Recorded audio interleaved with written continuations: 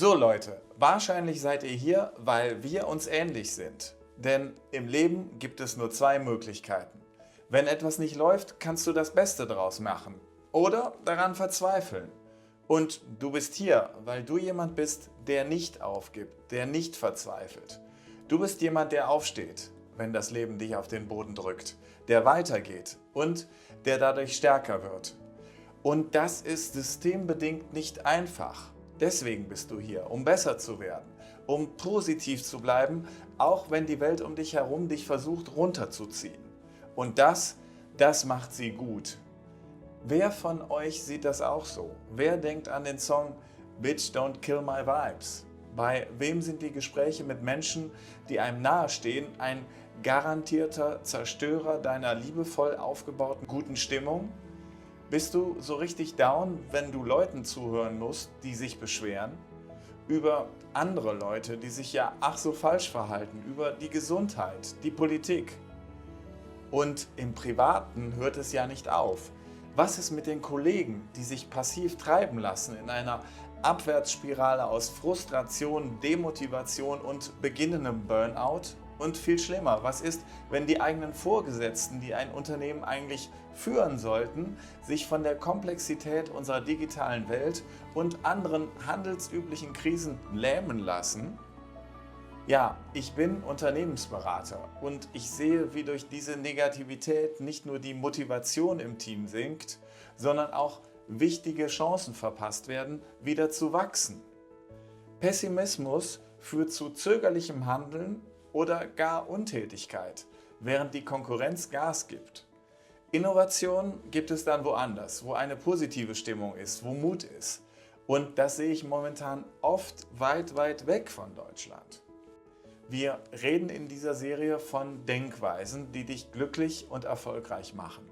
Mit einer positiven Mentalität kannst du auf einem ganz anderen Level Beziehungen führen, aber auch Menschen und Unternehmen. Ich sehe Work-Life-Balance so, dass du immer derselbe bleibst, ob du gerade arbeitest oder im Feierabend bist. Du willst authentisch sein oder du bleibst dieselbe Person. Dann mach dir klar, dass eine positive Haltung in deinem Beruf auf dein Privatleben Einfluss hat und umgekehrt. Sofern du bewusst lebst, sofern du aus deinem Leben das Maximum an Glück rausholen willst. Wenn du aber zu den Leuten gehörst, die keine Connection zu ihrer Arbeit haben, für die der Beruf keine Berufung ist, die ihre Zeit nur gefrustet absitzen und erst nach Feierabend anfangen zu leben, dann kannst du natürlich weiter versuchen, auf der Arbeit negativ zu sein und dann nach Feierabend gut drauf zu kommen. Mit Alkohol und Drogen, weil es sonst nicht gehen wird. Aber dann würdest du dich eh nicht zu meinen Videos hier verirrt haben. So, warum ist also 24/7 positives Denken so wichtig? Wir leben in der Winterzeit. Da müssen wir durch. In der westlichen Welt haben wir eben gerade keine Wirtschaftswunderphase, wo alles aufblüht wie im Frühling. Wir sind nicht auf dem Höhepunkt unserer wirtschaftlichen Leistungsfähigkeit. Auch unsere Gesellschaft ist nicht top im Moment. Wir erleben eine gesellschaftliche Spaltung. Eine Zeit, in der die Benachteiligten, die Abgehängten, mit Fingern auf die zeigen, die vom Kuchen auch noch was abhaben wollen. Die Tage des goldenen Herbstes sind auch vorbei. Es ist kalt geworden draußen. Die Wintertage werden noch dauern und wir können die Welt im Außen nur ganz begrenzt verändern. Diese Welt ist eine Welt des rasanten Wandels. In China bauen sie bessere Autos als hier. Doch, ja, mach die Augen auf. Es gibt wieder echte Kriege. Werte sind ausgehöhlt. Wahrheit scheint nicht mehr zu zählen. Und in dieser Welt des Winters musst du innerlich strahlen lernen. In dieser Zeit ist eine positive Grundhaltung kein Luxus, sondern eine überlebenswichtige Kompetenz. Wir brauchen positives Denken für unsere Anpassungsfähigkeit. Positives Denken öffnet den Geist für neue Möglichkeiten und fördert die Bereitschaft, sich an veränderte Umstände anzupassen. Positives Denken füttert unsere Resilienz. Optimismus stärkt die innere Widerstandskraft, um Rückschläge zu verkraften und gestärkt daraus hervorzugehen. Wir hatten das Thema. Positiv sein heißt Lösungsorientierung. Eine positive Haltung lenkt den Fokus von Problemen hin zu Lösungen und fördert kreatives Denken. Positivität erlaubt Selbstmotivation und Handlungsfähigkeit. Wer positiv denkt, glaubt eher an den Erfolg und ist motivierter, Herausforderungen anzugehen und Ziele zu erreichen. Positiv denken verbessert Gesundheit und Wohlbefinden. Studien zeigen, dass Optimismus mit besser psychischer und physischer Gesundheit einhergeht. Und wir brauchen diese Denkweise für Inspiration und Führung. Positive Menschen inspirieren andere, schaffen ein besseres Umfeld und können in diesen unsicheren Zeiten Orientierung geben. Ja, denkst du, das ist ja alles richtig. Aber du hast das, was jetzt kommt, schon 100-mal gehört. Und du hast es dich selbst auch schon mal gefragt. Wie kann man unter diesen Voraussetzungen überhaupt positiv denken? Okay, es ist verständlich, dass angesichts der globalen Herausforderungen positives Denken manchmal schwerfällt. Aber es ist erlernbar. Du kannst es trainieren, wie alles andere auch. Und ich zeige dir wie. Erstens, fokussiere dich auf das, was du beeinflussen kannst. Anstatt also dich von globalen Problemen überwältigen zu lassen, konzentriere dich auf deinen eigenen Einflussbereich und die Dinge, die du konkret verändern kannst. Und was kannst du konkret tun? Du musst ins Handeln kommen. Mach eine Liste mit Dingen, die du ändern kannst. Du weißt ja, love it, change it or leave it. Mir hat es geholfen, nach Mallorca zu ziehen. Von hier aus habe ich eine andere Perspektive auf die Probleme meiner deutschen Kunden und die Umgebung gibt mir jeden Tag Kraft für meine Aufgaben. Ein Leave it, also ein Herausziehen aus einem negativen Umfeld, kann dir helfen, deine wichtigen Aufgaben anzupacken. Und das wäre Change it. Die Dinge, die du nicht ändern kannst, musst du lernen zu akzeptieren.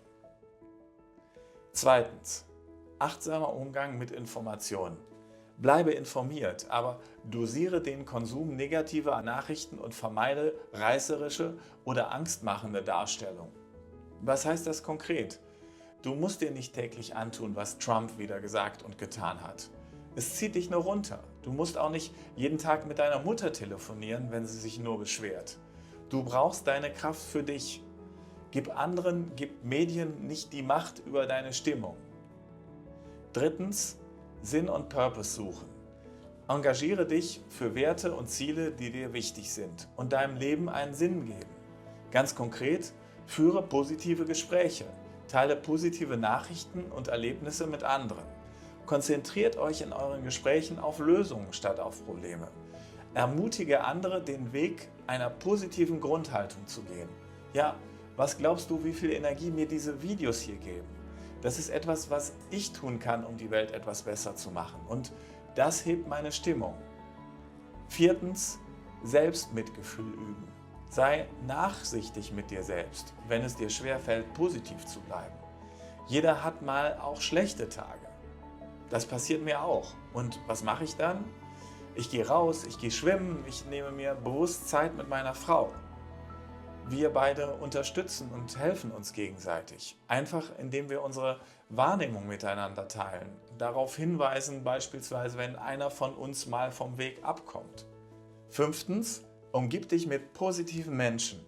Achte bewusst darauf, mit wem du deine Zeit verbringst. Suche die Nähe zu denen, die optimistisch sind und dich inspirieren. Und nach einer Zeit wirst du automatisch Menschen anziehen, die trotz aller Widrigkeiten ihr Leben in die Hand nehmen, die wachsen, die Erfolg haben und sich selbst von Rückschlägen nicht abbringen lassen. Gemeinsam findet ihr schneller Lösungen. Das gilt auch im Beruf. Als Team müsst ihr zusammenstehen, anstatt euch gegenseitig die Schuld zu geben.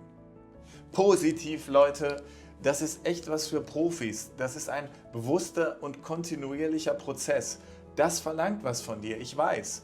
Die Phase, in der wir sind, das ist nichts für Schönwetterkapitäne. Mach dir bitte klar, die Investition in eine positive Grundhaltung zahlt sich gerade in unserer komplexen Welt total aus. Und das mehr denn je. Verwende deine Energie darauf, für deinen persönlichen Erfolg, für dein Wohlbefinden und den Erfolg deines Unternehmens. Ob es nun wirklich deins ist oder du da nur angestellt bist.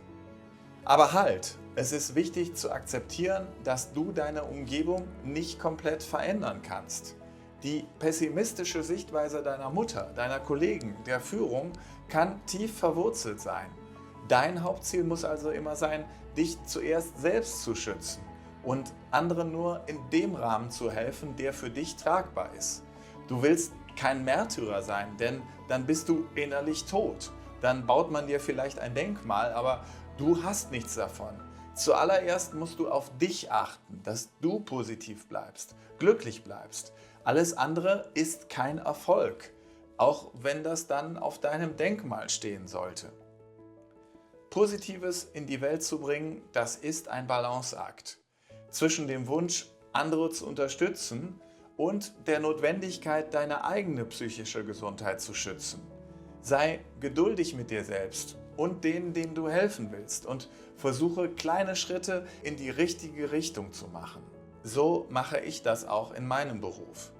Es erfordert Erfahrung, Geduld, Empathie und eine strategische Herangehensweise, nicht nur die Probleme einer Firma zu beschreiben, sondern immer aktiv daran zu arbeiten, eine pessimistische, passive Grundhaltung zu überwinden und den Weg für positive Veränderungen zu ebnen. So Leute, das war jetzt die 5. Denkweise von insgesamt 12. Den Rest siehst du, wenn du meinen Kanal abonnierst. Klick dabei unbedingt auf die Glocke, um ja nichts zu verpassen. Dann lass mir ein Like da und vielleicht hast du ja in den Kommentaren etwas zu sagen.